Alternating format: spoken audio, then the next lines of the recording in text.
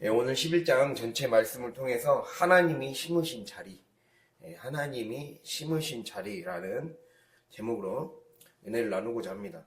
우리가 형통에서 시작해서 그 형통의 그 결과물이 우리의 눈에 들어오기 위해, 우리의 손에 잡혀지기 위해 하나님이 삼으시는 것이 중요한 게 뭐라고 말씀드렸습니까? 그것은 곧 거룩한 신 우리가 형통의 결과물이에요. 내가 어떻게 되느냐에 달려있죠. 내가 하나님이 심으신 자리에 있어야 형통한다는 거예요. 하나님이 심으신 자리를, 정확히 말하면 하나님은 우리의 의지와 상관없이 심으실 거라는 거예요.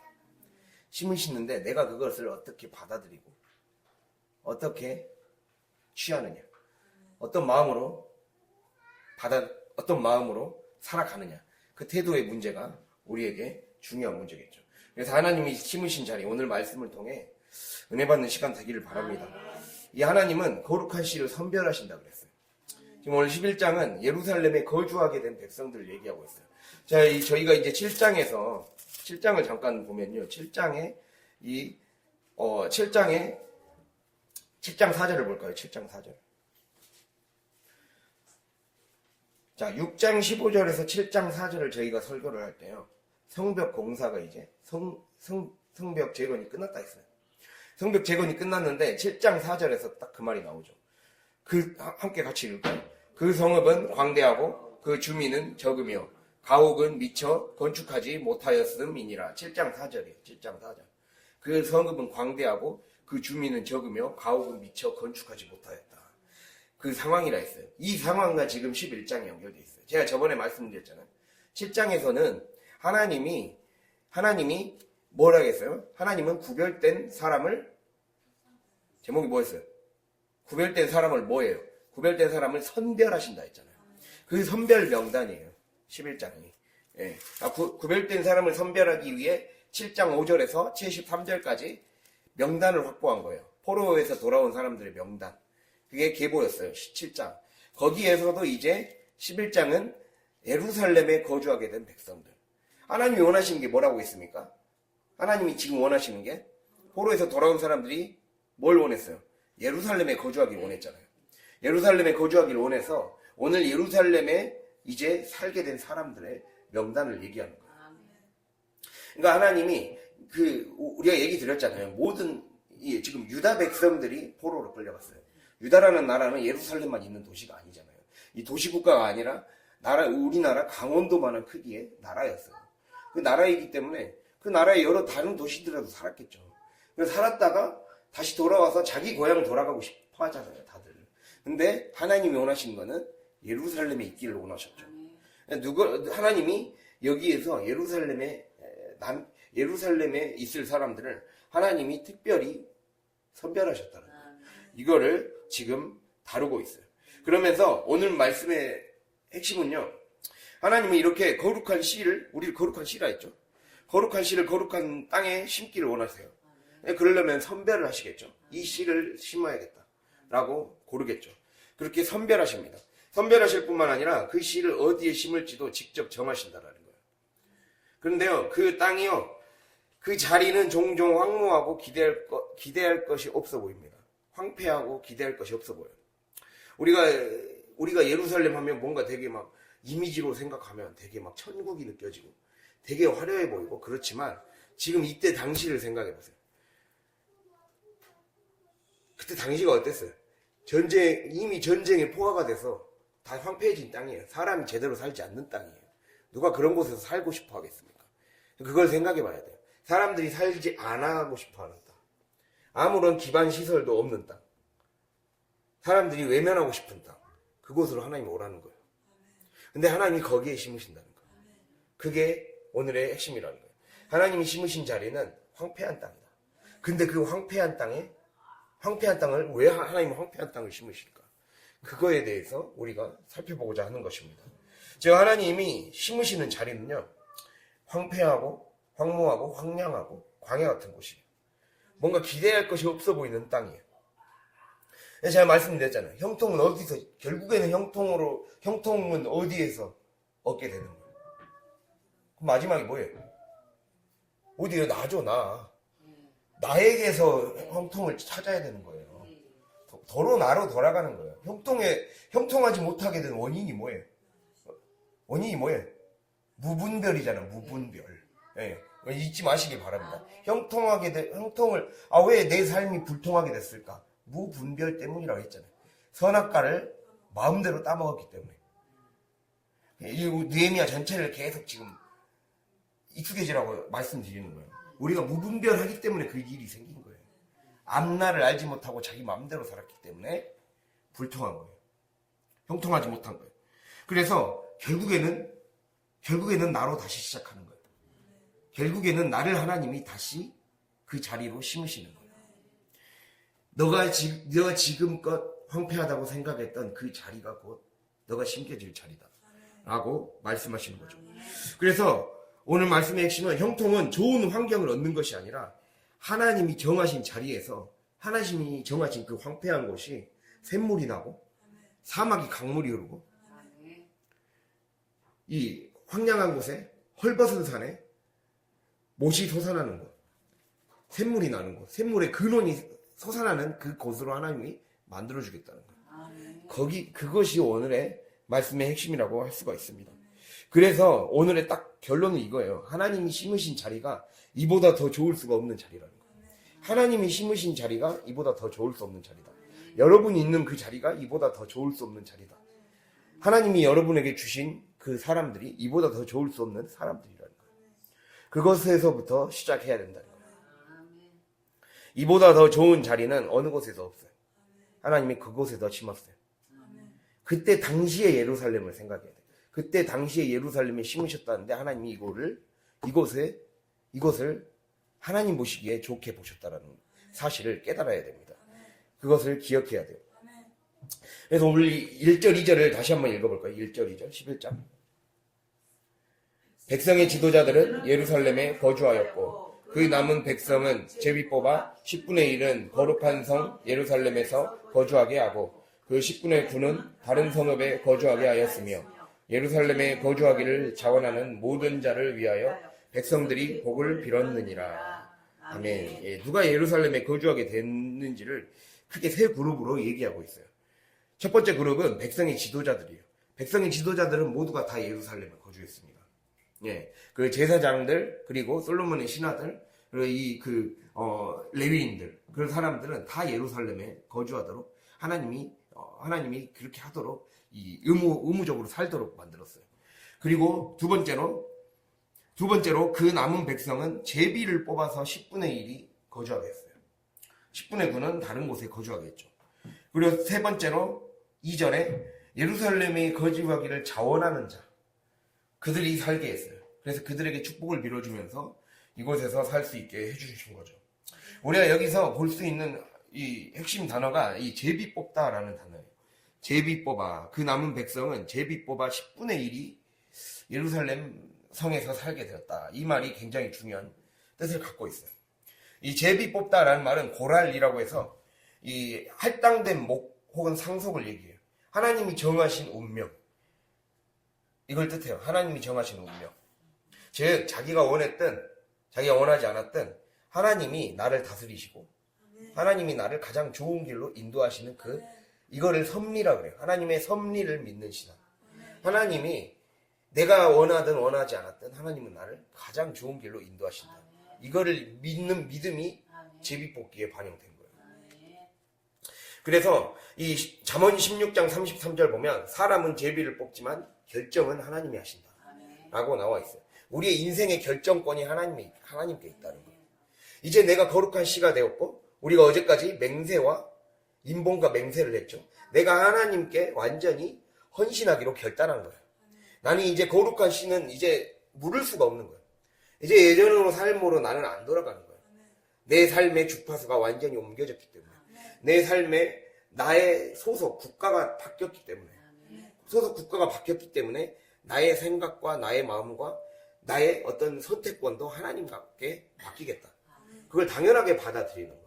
하나님이 우리에게 하시는 것을 당연하게 받아들이고 인생의 결정권을 하나님께 맡기는 거죠. 그거를 하나님 그 사람을 찾으신다는 거예요. 하나님이 찾으시는 사람은 하나님이 어느 자리에 심으시든지 그것이 가장 좋은 것이다라는 확신을 갖는 사람. 아멘. 확신을 가지고 하나님께 나의 삶을 맡기는 사람이에요. 하나님이 나에게 지금 있게 하신 곳이 가장 좋은 곳이다. 아멘. 하나님이 지금 나에게 있게 하신 가정이 가장 좋은 곳이다. 아멘. 가장 나를 살찌우는 곳이다. 이러한 인식을 먼저 갖고 있어야 된다. 아멘. 그것을 얘기하는 거예요. 그래서 신앙이 성숙한 자의 특징은 선택권을 하나님께 반납하는 거예요. 이제 우리는 반납을 해야 돼요. 아멘. 하나님께 우리의 선택권을 반납하고 맡겨드려야 된다는 거예요. 뭐라고요? 선택권을 반납하라는 거예요. 즉 예루살렘에 들어간 사람들은 지원자가 아니라 하나님이 배치해 주신 씨앗이었어요. 하나님이 이곳에 딱 배치해 주셔서 심으셨어요. 즉 사람이 씨를 뿌리는 게 아니라 우리가 요한복음 15장 1절 보면 하나님 아버지께서 농부라고 했어요. 하나님 아버지가 농부고 예수님이 포도나무라 그랬어요. 예수님이 참 포도나무고 하나님 아버지가 농부라 그랬어요. 그럼 농부가 씨를 뿌리죠. 네. 하나님이 우리의 삶에 씨를 뿌리신 거예요. 아 하나님이 씨는 뭐라 했어요? 우리가 그 씨 뿌리는 비유에서 씨는 뭐죠? 하나님의 말씀이잖아요. 하나님이 나라는 존재를 하나님의 뜻을 이룰 말씀으로 뿌리신 거예요. 이해가 됐습니까? 오늘 제가 새벽에 드린 말씀 중에 골로새서 1장 24절 얘기하면서 그리스도의 남은 고난을 내 육체에 채운다 그랬어요. 내가 순종하는 삶을 통해 내가 말씀이 되는 거예요. 말씀이 육신이 되는 거예요. 내가 땅에 심겨졌을 때 그것이 생명나무가 되도록 나를 내어놓는 삶, 나를 하나님 앞에 맡겨놓는 삶, 농부이신 하나님 앞에 이제는 맡기는 거예요. 주인이 바뀌었기 때문에 농부이신 하나님께 내 삶의 처분권을 완전히 반납하는 거죠. 그 삶으로 살아가는 게 신앙이 성숙한 자예요. 그래서 사람이 씨를 뿌리는 게 아니라 하나님이 거룩한 씨앗인 우리를 하나님이 원하시는 곳에 뿌리시는 거예요. 그렇게 함으로써 이제는 완전히 하나님의 사람이 되는 거죠. 그거를 주님이 우리에게 얘기하고 있어요. 그런데 우리가 아까 말씀했듯이 예루살렘은 황량한 곳에서 시작했어요. 성벽은 재건해놓고 성전 먼저 재건했고 에스라 시대 때 이제 느헤미야 때 성벽을 재건했잖아요. 성전 성벽은 재건해 놨는데 안에 사는 사람들이 땅은 넓은데 아까 그 7장 4절 읽은 것처럼 성읍은 광대한데 도시는 큰데 안에 사는 사람이 별로 없어. 별로 없는 상황이에요. 황량해요. 사람들이 안 살려고 하고 기피해요. 그런 상황이에요. 즉 삶의 현실로 지금 하나님이 심으신 자리는 대부분 황량한 곳이에요. 현실이 그래요. 현실이 황량한 곳에서 시작한다는 거예요. 그래서 삶의 현실로 더 한 발짝 들어가 보면 하나님이 이끌어 가시는 그 환경, 우리에게 던져진 상황이 내 눈에 봤을 때는 별로 안 만족스러운 거예요. 만족스럽지가 못한 거예요. 아, 이거 빨리 벗어났으면 좋겠는데. 이 의식이 우리 안에 더 강하다라는 거예요. 그거를 주님이 우리에게 직면하라고 얘기하고 있어요. 그러면서 하나님이 이끌어 가시는 환경, 우리에게 던져진 상황이 만족스럽지 못하죠. 만족스럽습니까? 지금까지 만족 안 했으니까 여기 지금까지 붙잡아오지 않았습니까? 자꾸 거룩한 척 하면 어떡합니까? 안 그래요? 뭐 저도 그랬어요. 안 만족스러웠어요. 저도 만족하지 않았어요. 예. 어쨌든 그렇게 시작을 해요. 황량하게 시작을 하죠. 즉 예루살렘은 폐허였어요. 성벽을 지었다고 하는데요. 막 성경에서는 믿음으로 지었다고 하는데 사실 이 역사의 자료를 살펴보면 이들의 성전과 성벽은 다른 나라의 성전, 뭐 신전 이런 거에 비해서 엄청 초라합니다. 엄청 초라하고 이 재료도 이 건축을 지은 재료도 굉장히 조잡해요. 예. 그러니까 진짜 초라한 상태에서 하나님이 시작하게 하셨어요.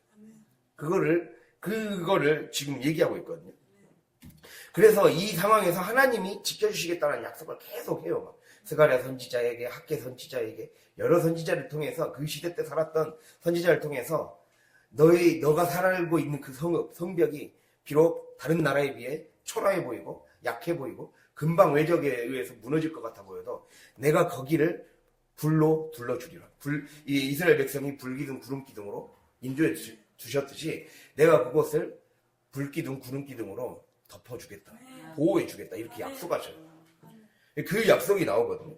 지금 우리가 그걸 봤을 때 황량하구나. 그렇게 시작하는구나. 예루살렘도 폐허였고 성벽 또한 대강의 모습만 엉성하게 갖춘 상태였어요. 그러니까 우리가 이걸 기억해야 돼요. 그냥 하나님이 너는 이 땅에 심겨져라 라고 말씀하신 거예요. 근데 의도가 있는 거죠. 하나님 왜 그곳에 심으셨을까요? 하나님은 창조의 하나님이시기 때문에 그래요. 무질서한 현실, 혼돈의 현실을 하나님이 무에서 유를 창조하시는 무질서에서 질서, 혼돈에서 창조, 혼돈에서 질서, 이것을 하나님이 드러내 보이심으로써 하나님은 세상 신이 할 수 없는 것들을 보여주시는 거예요. 하나님의 영광을 드러내시기 위해. 하나님의 목적은 우리가 이 교리문답에서도 나와요. 웨스트민스터 교리문답에서도 인간의 목적은 하나님을 영화롭게 하는 것이다. 영화롭게 한다는 것은 하나님의 영광을 드러내는 거예요. 마찬가지로 하나님도 자신의 영광을 사람들에게 나타내고 싶어 하시는 게 하나님의 속성입니다. 하나님은 이런 분이다 라고 나타내는 거예요. 그래서 하나님은 이런 분이다 라고 나타내는 걸 계시라고 해요. 계시. 하나님은 드러내 보이고 싶으신 거예요. 그래서 인류를 구원할 수 있는, 이 온 세계를 구원으로 이끌어갈 수 있는 유일한 존재는 바로 하나님, 여호와 하나님뿐이다 라는 것을 드러내게 하시기 위해 하나님은 어떻게 하신다고요? 우리를 황량한 땅에 심으신다는 거예요. 이거를 믿어야 돼요. 이걸 믿음으로 받아들인 자에게 능력이 나타나는 거예요. 그것을 주님이 우리에게 말씀하고 있어요. 그래서 당시 예루살렘 현실은 인구가 거의 없었습니다. 경제활동도 없는 거나 다름없었어요. 아까 말씀드렸듯이 성전도 지었고 성벽 역시 재건축을 완료했지만 필수적인 기반시설이 하나도 없었습니다. 더군다나 예루살렘 주변으로는 예루살렘이 어디 구석지에 있는 나라가 아니라 주변이 사방 군데가 적으로 둘러싸인 중간에 위치한 나라였어요. 그러니까 어디 오고 가고 할 데가 없어요. 빠져나갈 구멍이 없는 나라였어요. 서쪽으로 블레셋이 있고 동서남북 어디 적이 없는 나라가 없는 곳에 둘러싸인 위치에 있는 곳이 바로 이스라엘이었습니다. 그렇기 때문에 그들은 하나님을 의지할 수밖에 없는 환경이었습니다. 하나님을 의지할 수밖에 없는 환경. 더군다나 이 남유다와 북이스라엘 중에 지금 유다 백성만 결국 하나님은 유다 백성 그 중에서도 또 선택된 자들 그들만 이제 구원의 역사를 써나가기로 작정하셨잖아요. 그렇기 때문에 유다 땅은 북이스라엘 땅보다 더 안 좋았어요. 우리가 그 적과 꿀이 흐르는 땅으로 너희를 인도하겠다라고 하잖아요. 그 적과 꿀이 흐르는 땅의 실질적인 좋은 땅들은 다 북이스라엘에 위치해 있었어요.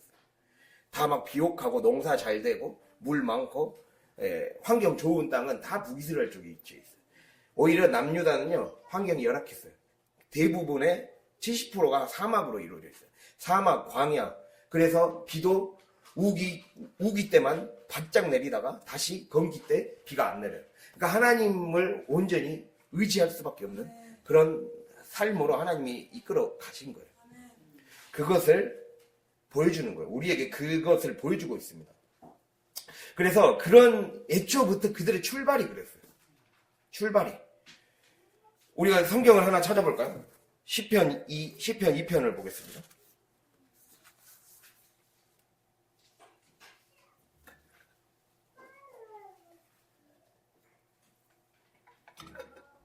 시편 2편.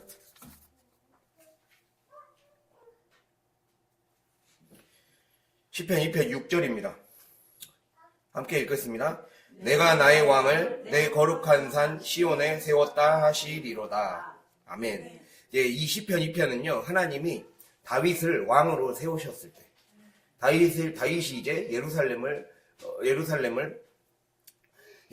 정복해서 예루살렘을 수도로 삼고 왕으로 즉위했을 때, 하나님이 왕으로 기름 부으셨을 때 주셨던 응답의 말씀이에요. 내가 나의 왕 즉 다윗을 거룩한 산 시온에 세우겠다라고 하고 있어요.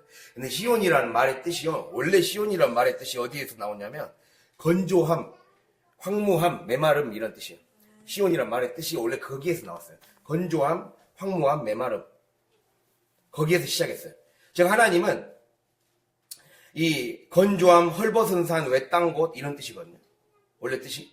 즉 시편이나 이사야를 보면 시편 107편 35절이나 방금 이것이나 그리고 이사야 41장 18절 보면 그러한 시온, 그 시온 같은 헐벗고 메마른 땅을 그 황무지를 연못이 나고 강물이 나게 하고 샘이 나게 하시는 창조의 하나님을 찬양합니다. 그러한 그 본문으로 사용돼요. 그러니까 하나님이 우리에게 그 말을 하는 거예요. 하나님은 어떤 자에게 기름을 부으시느냐 라는 걸 얘기하는 거예요. 내가 나의 왕을 거룩한 산 시온에 세웠다 했잖아요. 왕은 뭡니까? 기름 부음 받은 자예요. 주님은 우리 왕 같은 제사장인 우리에게, 신약시대를 살아가 우리에게 성령의 기름을 부으시길 원하는데 어떠한 자에게 부으시느냐? 마음이 황량한 자, 가난한 자에게 부으시는 거예요.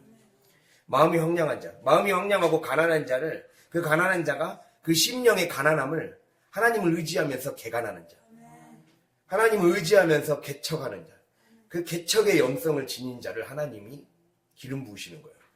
그래서 내 내면의 황무지를 개간하는 게 신앙생활의 핵심입니다. 내 내면의 황무한 곳, 황폐한 곳, 황량한 것을 성령의 말씀으로 기경하고 기도로 돌파해서 뚫어내는 거예요. 기도로 헐벗은 한 산을 뚫어내서 길을 만들어서 이것이 물자가 이동할 수 있는, 복의 물자가 이동할 수 있는 통로로 만들어버리는 거예요. 그게 기독교의 영성입니다. 기독교는 없는 걸 있게 만드는 거예요. 없던 길을 있게 만들고 불가능한 것들을 가능하게 만드는 것이 기름 부음 받은 자에게 그 능력을 주시겠다. 그게 기독교 영성입니다. 그게 기독교의 핵심이에요. 기독교가 우리에게 말씀하는 것은 성령에 붙들린 자, 그리스도의 영에 붙들린 자는 그게 가능하다. 창조의 인생을 살 수 있다.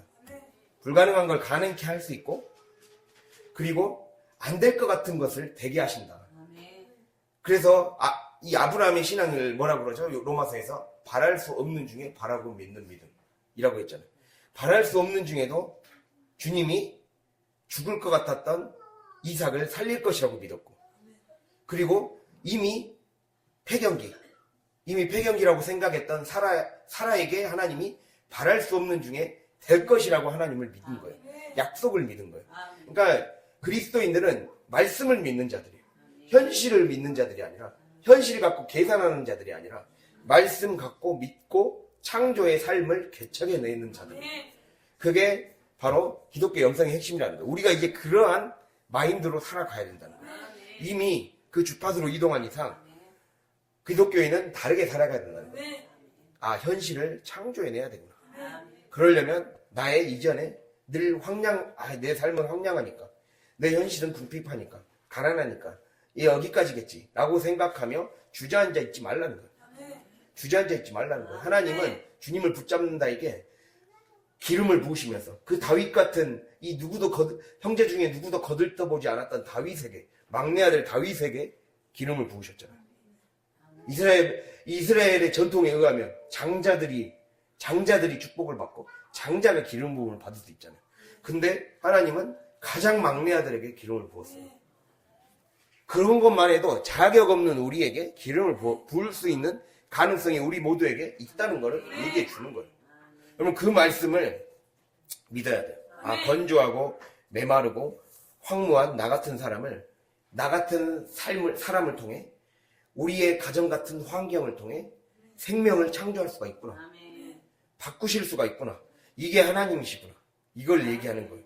그래서 형통은 시간과 공간, 여건, 환경을 초월해서 역사하시는 거예요. 그게 초월해서 역사하시는 하나님의 일이 형통이에요.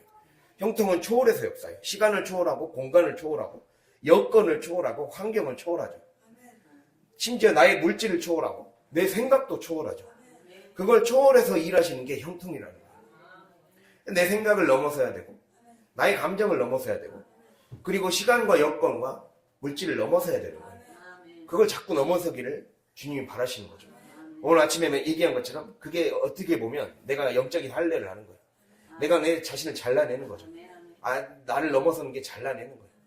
내 살을 잘라내서 내 안에 그 과정을 통해 내 안에 예수 그리스도의 피로 가득 채워지는 거죠. 그 삶을 주님이 우리에게 바라시고 있습니다. 근데 하나님이 너는 네가 지금 있는 곳이 이보다 더 좋을 수 없는 곳이야 라고 얘기하고 있어요. 그거를 믿음으로 받아들여야 돼. 이보다 더 좋을 수가 없다. 이보다 더 좋은 곳이 없다. 이러한 것을 믿음으로 받아들일 것을 주님이 우리에게 지금 말씀하고 있는 거예요. 그래서 하나님은 황무지를 골라서 생명을 심으시는 분이에요. 하나님은 황폐한 곳을 생명나무가 꽃필 수 있는 곳으로 만들 수 있는 능력이 있는 분이에요. 그것을 우리가 기억해야 됩니다. 그러니까 내가 길가에 뿌려졌다고? 내가 돌밭에 뿌려졌다고? 내 환경이 돌밭 같다고? 불평할 게 아니에요. 돌밭을 가꿔서 좋은 밭으로 만들면 되는 거예요.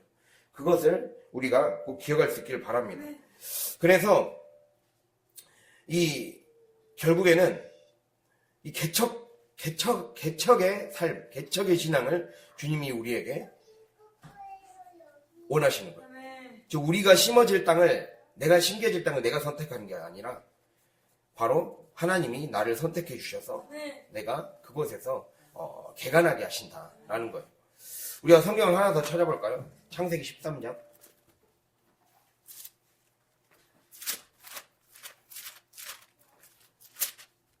창세기 13장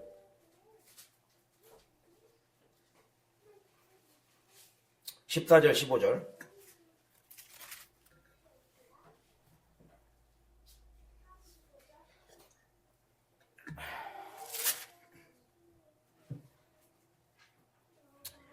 함께 읽도록 하겠습니다. 14절 15절. 롯이 아브람을 떠난 후에 여호와께서 아브람에게 이르시되 너는 눈을 들어 너 있는 곳에서 북쪽과 남쪽 그리고 동쪽과 서쪽을 바라보라. 보이는 땅을 내가 너와 내 자손에게 주리니 영원히 이르리라. 그리고 위에 잠깐 하나 더 읽은데요. 9절 읽겠습니다. 내 앞에 온 땅이 있지 아니하냐. 나를 떠나가라. 내가 좌하면 나는 우하고 내가 우하면 나는 좌하리라. 아멘. 자, 이거는 롯의 목자들과, 그러니까 조카 롯과 그리고 아브라함의 목자들이 다투자 결국에는 서로 갈라지게 되죠. 근데 그때 아브라함이 취했던 행동이 너가 우하면 내가 좌할 것이고, 그러니까 선택권을 롯에게 먼저 주죠. 선택권을 롯에게 먼저 주죠. 즉 이거를 우리가 적용해 볼 수가 있어요. 즉 하나님을 더 깊고 진지하게 만나는 사람, 믿음으로 살고자 하는 사람은 내가 좌하면 저 사람은 우해해야 되고 내가 우하면 저 사람이 좌해야 된다. 이게 아니라는 거예요. 그게 아니라 그 사람에게 선택권을 먼저 주는 거예요. 즉 선택과 판단의 주체가 나에게 있는 삶으로 살도록 이끄시지 않는다는 거예요. 믿음의 사람은 선택과 판단의 주체가 하나님께 있는 거예요. 하나님께 있기 때문에 하나님께 맡기는 거죠. 즉 남들이 가지 않고 심어지려고 하지 않고 바라보기 꺼려지는 곳. 그곳이 롯이 선택하지 않은 곳이었죠. 롯이 선택하지 않았던 그곳이 사실 아브라함도 그 마음속에 허전함이 남는 곳이었죠. 황폐한 곳이었죠. 소돔과 고모라는 당시 사람의 눈에 보기에도 가장 좋아 보이는 땅이었어요. 그래서 얘기를 하고 있죠.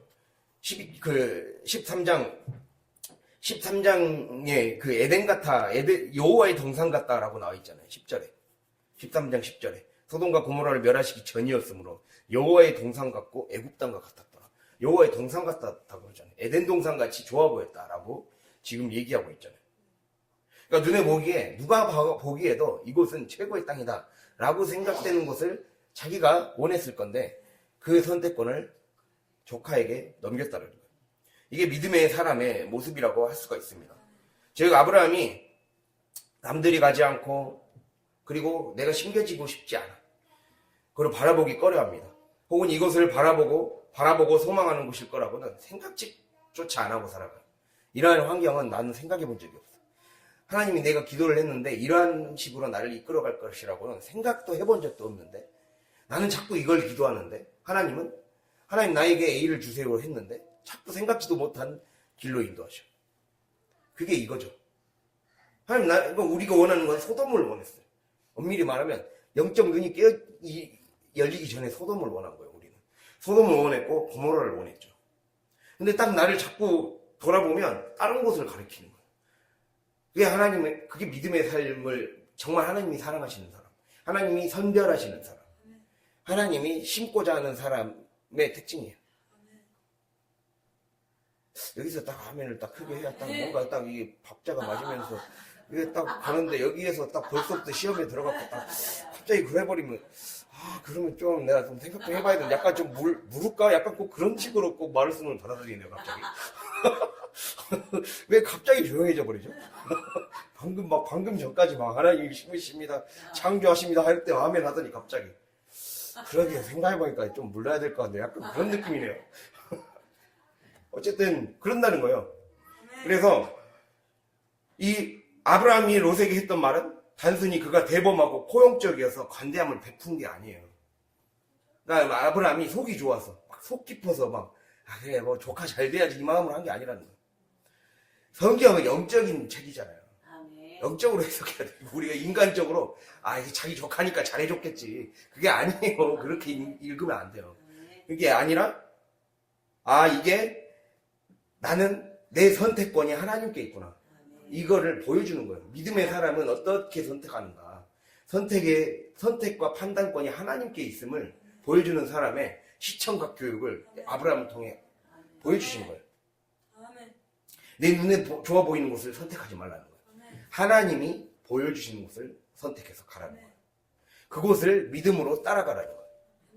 그게 우리의 삶에서 좋은 결정을 하는데 가장 중요한 원칙이라고 할 수가 있습니다. 그래서 주님 오히려 더 큰 가능성의 땅을 향해 가게 하시죠. 롯이 아브라함을 우리가 14절 아까 읽었듯이 롯이 아브라함을 떠난 후에 눈을 들어 어디를 보라고 하죠? 북쪽, 남쪽, 동쪽, 서쪽 다 바라보라고 하죠. 보이는 땅을 너와 내 자손에게 주겠대. 그 작은 것에 갇혀서 우리가 더 큰 것을 놓치지 말라는 거예요. 하나님은 더 큰 것을 주고자 하시는 거예요. 더 큰 세계를 주고자 하시는 거예요. 우리가 영혼이 잘됨 같이 범사에 잘된다고 그랬잖아요. 즉 우리가 결국에는 우리의 삶에 은혜와 복을 충만하게 얻어서 이 천대까지 은혜가 쏟아지는 대를 잇는 가문이 되려면 어떻게 해야 되겠어요? 내가 영을 취해야 돼요. 영적인 것을 취해야 범사에 잘 되죠. 그 반대 결과를 선택하지 말라는 거예요. 그러니까 그러려면 보암직도 하고 먹음직도 한 그것을 함부로 선택하면 안 되겠구나. 그걸 선택하기 전에 한 번 더 기도해야 되겠구나. 이게 우리의 삶의 습관이 돼야 된다. 그것을 주님이 우리에게 말씀하고 있어요. 이게 선택을 위임받은 사람의 영적인 순종. 선택을 위임받은 사람의 영적인 순종의 자세입니다. 그것을 주님이 우리에게 얘기하고 있어요. 즉 아브라함은 하나님이 선택하게끔 이끄시는 방향으로 순종하는 삶이 훈련이 된 거예요. 하나님이 선택하게끔 자신이 이끄시는 대로 자신을 맡길 줄 아는 사람이었어요. 자신을 맡길 줄 아는 사람. 하나님이 가장 좋은 걸 나에게 주시겠지. 그거를 믿는 사람이에요. 그래서 믿음으로 적극적으로 선택했어요. 히브리서나 로마서를 보면 그거를 믿음으로 자기가 선택했다고 해요. 더 나은 본향을 주실 것을 바라보며 현실의 것에 쉽게 안주하지 않았다는 거예요. 그랬기 때문에 그의 후손을 통해 약속의 씨가 나와서 인류의 구원을 가능케 하는 예수 그리스도가 나올 수 있었죠. 아브라함의 씨에서 예수 그리스도가 나왔죠. 아브라함이 그 작은 것, 그 작은 그 불안함을 놓지 못해서, 그 마음의 염려를 놓지 못해서 인간적인 선택을 해버렸다면, 인간적인 선택의 여러 가지 갈래에서 늘 순간순간 흔들릴 때도 있었죠. 그러나 기본적인 삶의 원칙을 놓지 않았어요. 믿음의 원칙을 놓지 않았다라는 거예요. 그래서 이스마엘도 내쫓았고, 그리고 자신의 종에게서 나온 그 종의 사람인 엘리에셀도 내쫓았어요. 그렇게 하나님이 결국에는 하나님이 약속한 그 씨에서만 내가 그 씨를 통해 복을 줄 것이고 그 길을 열 것이다라는 걸 끝까지 믿고 근데 그게 되지 않을 것 같은 황량한 환경으로 이끌어 가셨죠. 진짜 이게 되기는 되는 거야? 라는 생각이 들 정도로. 그러나 그거를 그 믿음을 연습시키는 거예요. 우리의 믿음을 훈련시키고, 그래서 그 순종의 훈련을 하나님이 시키신 거죠. 우리 순종의 훈련을 해야 돼요. 순종의 훈련. 즉 자리가 좋아서가 아니라 하나님이 부르신 자리이기 때문에 좋은 자리가 되는 겁니다, 여러분. 자리가 좋아서가 아니라 하나님이 부르신 자리이기 때문에 좋은 자리예요. 하나님이 지금 내가 좋아 보이는 자리가 좋은 게 아니라 하나님이 부르신 자리가 좋은 거예요. 무슨 말씀인지 알겠죠? 예루살렘은 당시 기준으로는 사람 볼 때는 나쁜 자리였어요. 명당이라고 볼 수가 없었어요. 근데 하나님의 계획에서는 최고의 자리였던 거예요. 하나님이 그곳에 임하시면 최고의 자리입니다. 그 시야를 우리가 놓치지 않아야 돼요. 하나님이 나를 이곳에 심으셨다. 이거를 꼭 기억하며 나아가야 됩니다. 그래서 우리가 이걸 가져야 돼요. 하나님의 시선에서는 유일하게 필요한 자리. 이게 중요한 거예요. 하나님은 나를 내가 좋아하는 자리로 이끄신 게 아니라 나에게 필요한 자리. 필요한 자리로 이끄십니다. 하나님 우리를 그렇게 이끄세요. 남들이 안 가는 자리, 의미 없어 보이는 자리, 가능성 없어 보이는 자리, 또 바라보지도 않았던 자리, 심지어 두려웠던 자리. 근데 그곳이 하나님 나라의 뿌리가 내려지고 그곳에서 생명나무가 난다는 거예요. 그걸 우리가 꼭 기억할 수 있기를 바랍니다. 그래서 이걸 꼭 그러면 우리가 그 다음 하나님이 심으신 자리가 가장 좋은 자리고 필요한 자리고 이보다 더 좋을 수 없는 자리다 라고 했다면 결국에는 우리가 이 말씀으로 다시 돌아가면 오늘 말씀은 한마디로 어디에 살 것인가의 문제.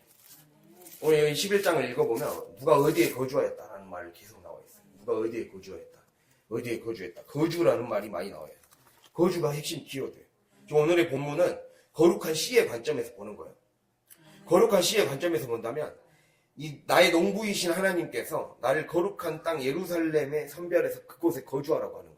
그러니까 여러분 형통을 하려면요. 형통하려면 내가 하나님 안에 있어야 형통하는 거예요. 하나님 안에 거주해야 형통하는 거예요. 하나님이 있으라 한 곳에 살아야 돼요. 하나님이 있으라 한 곳에 머물러야 돼요. 하나님이 어떤 순종하라는 그 자리가 우리가 순종의 분량이 찰 때까지 머물러야 돼요. 맹세 오늘 얘기했잖아 아침에. 맹세라는 말은 원래 숫자 7을 뜻하는 말이다. 숫자 7을 뜻하는 완전수잖아요. 순종이 완전하게 찰 때까지 내가 그 자리에 있어야 돼요. 순종이 완전히 찰 때까지. 내가 정하는 게 아니에요. 하나님이 그렇게 순종이 완전하게 찰 때까지 나를 이끌어갔어요. 순종의 분량이 찰 때까지. 그래서 하나님은 농부이셔서 씨를 선별하고 씨를 심고 씨를 배치하시죠. 한마디로 이 거주는 단순한 주소지를 뜻하는 게 아니에요. 내가 이제는 영적 생태계를 다른 곳에 있게 하겠다라는 거예요. 영적 생태계를. 하나님의 나라가 내 삶의 자리다. 내가 있는 곳이 하나님의 나라가 뿌리내릴 곳이다. 라는 의식을 갖고 있어야 된다는 거예요. 그래서 아까 말씀드린 것처럼 하나님이 심으신 자리가 겉보기에는 황무지로 보일 겁니다.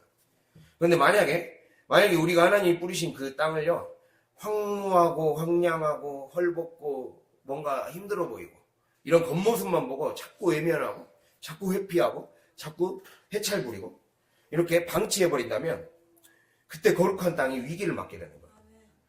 여러분 그 성읍이 아까 7장 4절 읽은 것처럼 성읍은 광대해갖고 성벽 성전 다 지어놨는데 그거 성전에 살아야 복을 주시는 거죠. 성전에 살아야 복을 주는 거예요.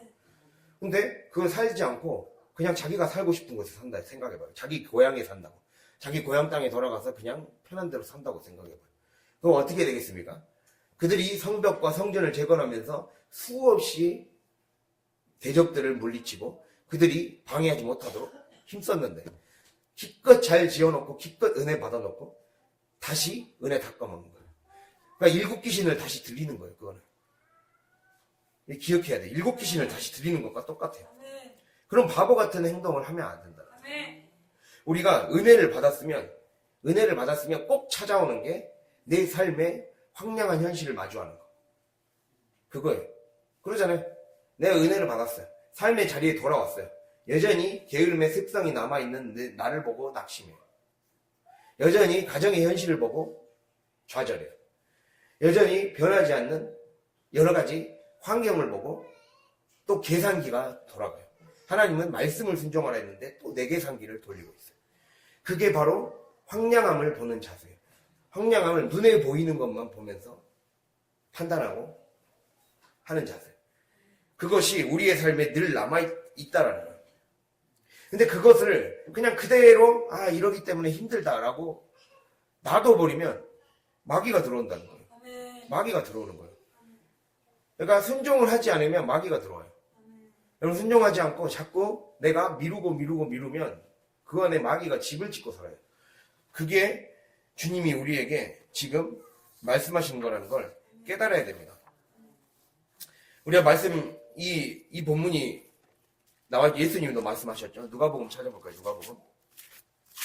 누가복음 11장 24절에서 26절입니다.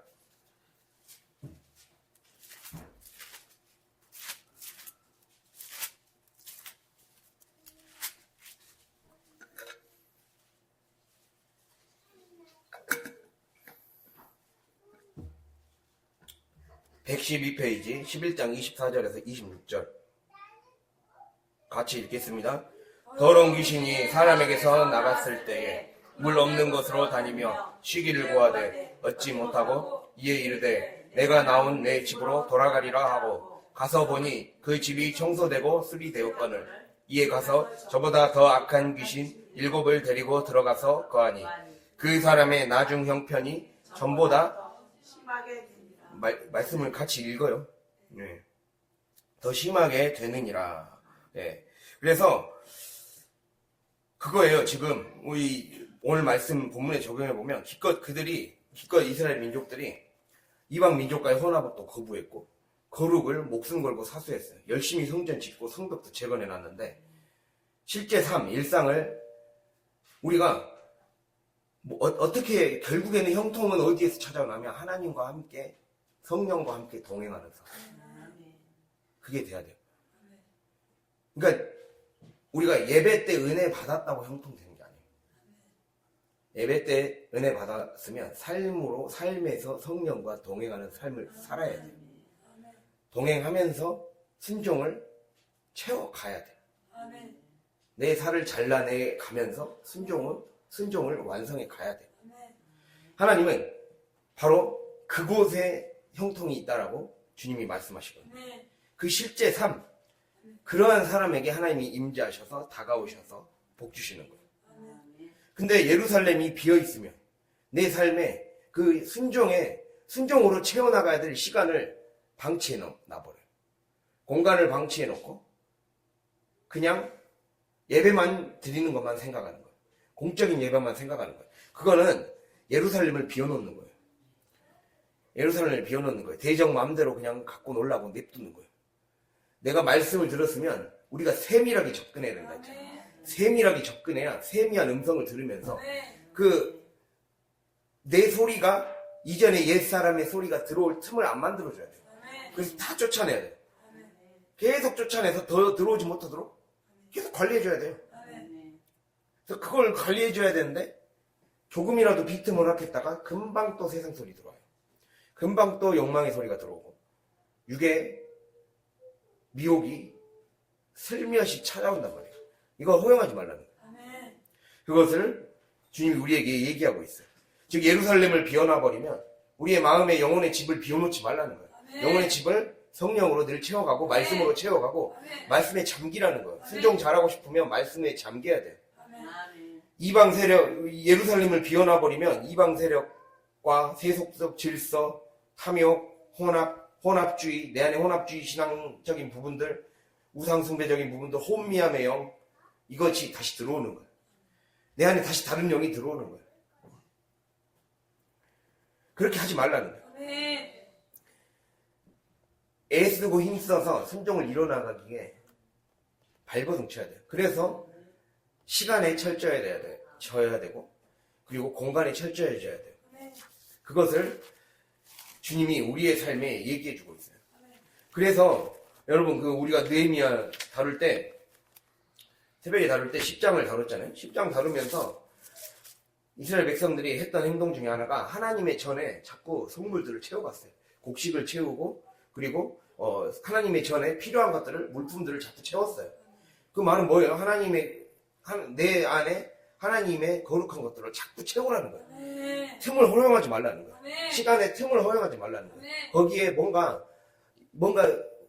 내 마음을 황량하게 만들지 말라는 거예요. 영혼을 황량하게 만들지 말라는 거예요. 그것을 주님이 우리에게 지금 얘기하고 있어요. 그래서 우리가 회개로 내 삶을 비워냈으면 하나님으로 채우라는 거예요. 비운 자리 그대로 두면 악이 더 깊게 들어옵니다. 더 세게 역사합니다. 그렇게 되면 결국에는 오히려 더 심해져요. 아무것도 이룬 게 없게 돼요. 더 크게 시험 들게 되고 더 크게 넘어지게 됩니다. 이거를 꼭 기억할 수 있길 바랍니다. 그래서 성령의 사람들은 영적인 사람들을 알게 됩니다. 아까 말씀드렸듯이 내 영혼이 잘됨 같이 범사에 잘되고 강건해지는 것. 이게 진짜 삶의 문제까지 해결하는 방법이에요. 영혼을 해결해야 돼요. 영혼의 집을 채워나가는 걸 해결해야 돼요. 내부의 예루살렘을 채워야 돼요. 내부의 예루살렘을 생육하고 번성할 수 있게 채워야 돼요. 왜 예루살렘을 왜 채워야 돼요? 예루살렘이 생육하고 번성한 땅이 되게 하기 위해 채워야 돼요. 내 안을 하나님의 말씀으로 생육하고 번성하게 채워야 돼요. 말씀을 왜 채워야 돼요? 말씀이 불가능한 현실을, 무와 같은 현실을 가능케 하는 재료예요, 재료. 내 안에 재료를 모아놓는 거예요, 여러분. 말씀을 왜 말씀으로 채워야 돼요? 왜 말씀을 자꾸 채워야 돼요? 신순종을 가능케 해서 내 불가능했던 현실을 가능케 하는 재료를 모으는 거예요. 재료 모으는 거예요, 재료. 재료가 있어야 뭔가 생산해내죠. 자꾸 내 육의 재료를 순종하겠다고 하면 절대 순종 안 된다니까요. 순종은 영의 방법으로 순종해야 돼요. 그럼 영의 재료를 채워가야 돼요. 말씀은 영이라 그랬잖아요. 말씀 안에는 하나님의 영이 있어요. 영이 우리의 삶에 창조를 가능케 하고 불가능한 걸 가능케 하고 되지 않을 것 같은 것을 눈에 보이지 않는데 내 안에서 변화가 일어나게 하고 자녀를 변화시켜요. 자녀의 말을 바꾸게 해요. 자녀의 마음을 움직이게 하고 나라의 제도를 움직이게 해요. 그게 능력이에요. 말씀으로 채워가면 되는 거예요. 말씀의 종교예요. 기독교는 말씀의 종교예요. 그것을 우리가 꼭 기억할 수 있길 바랍니다. 그래서 이렇게 내 안에 이렇게 채워나갈 때, 내 내부가 말씀으로 채워나갈 때 내 바깥도 충만해진다. 내 바깥도 충만해지고 환경도 충만해지고 환경이 살아난다. 이거를 믿으시길 바랍니다. 그래서 결국에는 이스라엘의 문제는 이것이었다는 거예요. 성전은 세웠는데 자기 영혼의 성전이 비어있으면 안 된다. 우리의 문제도 그거예요. 내 영혼의 성전을 비우지 말아요. 순종하지 않는 것은 내 영혼의 성전을 비우는 거예요. 순종하지 않는 것은 내 영혼의 이 복의 저작물이 되는 이 곡식을 안 모으는 거예요. 곡식을 안 모으는 거. 곡식을 모으지 않는 거예요. 내가 순종하는 거는 내 곡식을 모으는 거고 돈을 모으는 거예요. 그럼 돈 모으는 거예요. 이러면 좀 아멘이 됩니까? 네. 아까는 하면 막 쉽게 안 하더니 이제 아멘. 돈을 모으는 거라니까요. 돈을. 시드머니예요. 시드머니. 그래서 영혼을 비워두지 말라. 너희를 심은 이 자리에서 뿌리를 내려라. 거기에서 말씀이 뿌리를 내릴 수 있게 만들어라. 라는 거예요. 그래서 제 시절이 생각나더라고요. 제 혈기가 강했던 막 20대와 30대 시절이 더 생각이 났어요. 아마 진짜 열심히 훈련받았거든요. 선교단체에서 훈련받고 막 교회도 솔직히 이것보다 더 빡센 교회 다녔어요. 막 한 달 수련회 가고 막 그랬어요. 한 달 수련회 가고 막 매년 2번씩 중국 선교 가고 그런 교회 다녔어요. 거의 계속 봐봤지 않나요? 쟤 다 간증하는 거예요. 네. 그런 교회를 다녔어요. 그러니까 막 은혜를 받거든요. 막 훈련도 받고 수련회도 가고 선교도 가면서 열심히 신앙생활 했는데 다시 집으로 돌아오면 혼자만의 공간이 너무 견디기가 힘든 거예요. 견디기가 힘든 거예요. 현실로 왔을 때 뭔가 막 깊은 애로움과 허전함을 못 견디겠는 거예요. 그리고 뭐라 해야 되지? 사실 막 수련회비도 그때는 이제 막 형이 아직 의사하고 있지 않는 상태이기 때문에 사실 4주 수련회를 하면 얼마나 수련회비가 비싸겠습니까? 근데 그거를 막 중간에 사람들이 다 막 끌어모아서 막 내주고 그랬단 말이에요. 아직 내가 믿음이 막 그렇지 못할 때 이게 막 그게 너무 막 자존심이 상하고 막 그러는 거예요. 그러니까 막 내 안에 막 이 결핍을 마주하는 게 너무 싫은 거예요. 그런 게 막 고통스러웠어요. 그런 여러 가지가 섞이니까 이게 스트레스가 쌓이면 내 맘대로 막 방치하고 정욕으로 도피하고 무기력으로 도망가 버린 거예요. 이게 쌓이면서 이런 것들이 다 집을 비우는 거예요, 여러분. 내가 내 약함에 빠져 있고 내 부족함에 너무 매몰돼 있으면 이거는 내 집을 비우는 거예요. 영혼의 집을 비우는 거예요. 그래서 도망가면 안 돼요. 도망가면 안 되고 그거를 기도를 씨름해서 뚫어야 돼. 기도를 씨름해서 뚫어서 직면을 해야 돼. 그래서 하나님이 오히려 그걸 발견하게 하심으로써 이제 그걸 통과하기 시작하니까 저에게 은혜를 주셔서 이제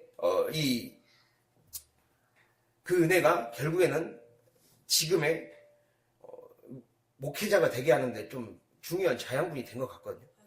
그거를 고백하지 않을 수가 없습니다. 그러한 것들을 이 믿음으로 이겨냈기 때문에 거기에서 자꾸 저의 성향도 이제 박용호 장로님을 좀 닮았어요. 솔직히 파고든단 말이에요. 그러니까 왜 하나님은 이러한 어떤 사람에게 내면의 어두움을 주실까? 이거를 되게 많이 묵상했어요. 하나님 나를 이걸 묵상하게 하셨어요. 몇 년 동안 10년이 넘게 묵상하게 하셨어요. 그러니까 이걸 묵상해 하시니까 말씀이 보이더라고요. 말씀이 해석이 되고 말씀이 딱 꿰뚫어지고 맥이 보이기 시작하는 거예요. 그러면서 그거구나. 하나님이 나에게 그냥 주신 경험이었구나. 그러니까 믿음으로 돌파해야 돼요. 여러분 그걸 그게 비우지 않는 거예요. 영혼의 집을 비우지 않는 방법은 자기가 약점이 있다고 외면하면 안 돼요. 황량하다고 피하면 안 돼요. 가난하다고 그냥 가난을 피하는 방법으로 가난을 해결해 주시려가 아니라 가난을 뚫고 가버려야 돼요. 그게 형통을 얻는 방법입니다. 관통해서 여기에 답이 있는 거예요. 하나님은 그 현실을 주신 이유가 분명히 있습니다. 하나님은 그 사람에게 왜 그런 일들을 겪게 하셨는지 이유가 분명히 있어요. 그걸 관통해서 하나님의 새로운 현실을 창조하고 싶은 거예요. 창조의 하나님. 그때 그 창조의 하나님, 부활의 하나님을 제가 그 광정 가운데서 만나서 그 이후로부터 생각의 구조가 바뀌더라고요. 생각의 구조가 바뀌기 시작하니까 그 이후로는 이 웬만한 것은 흔들리지가 않더라고요. 해석이 되니까 안 흔들려요. 이런 일이 있다고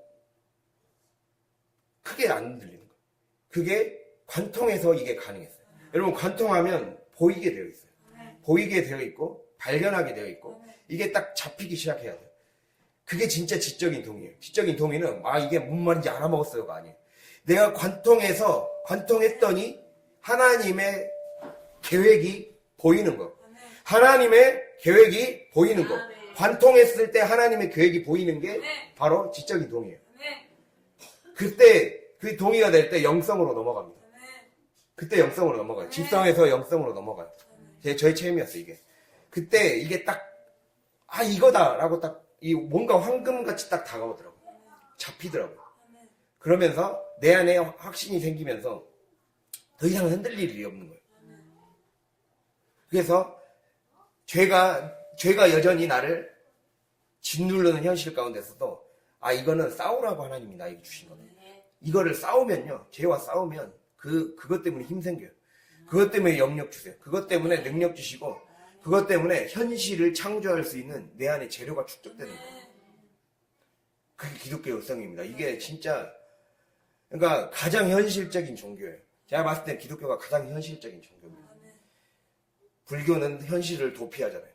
다른 데는 다 현실 도피해요. 근데 현실을 돌파해서 하나님 나라로 만들어버리는 게 기독교입니다, 여러분. 이거 경험해야 돼요. 이 희망을 여러분이 얻을 수 있기를 바랍니다. 그러한 삶을 삶으로써 인간적인 관점에서는 가장 비효율적인 자리. 근데 하나님의 관점에서는 가장 결정적이고 효율적인 자리예요. 이게 가장 빨리 가는 방법이에요. 자꾸 돌아가지 마시길 바랍니다. 내 인간적인 방법을 이제 내려놓고 뚫고 가는 거예요. 지금 나의 아픈 현실을 뚫고 가고 아픈 육체를 뚫고 가고 부족한 내가 무지하고 지혜가 없다면 그 지혜 없음을 뚫고 가서 오히려 뚫고 가면 남들보다 더 큰 지혜와 지식을 주시는 거예요. 이거를 기억하면서 이 현실을 뚫고 감으로써 하나님의 놀라운 은혜, 하나님이 심으신 자리가 이곳이 천국을 얻을 수 있는 그곳이었구나. 이걸 깨닫고 모두가 이거를 쟁취하게 되는 저 여러분이 될 수 있기를 간절히 바랍니다. 기도하겠습니다.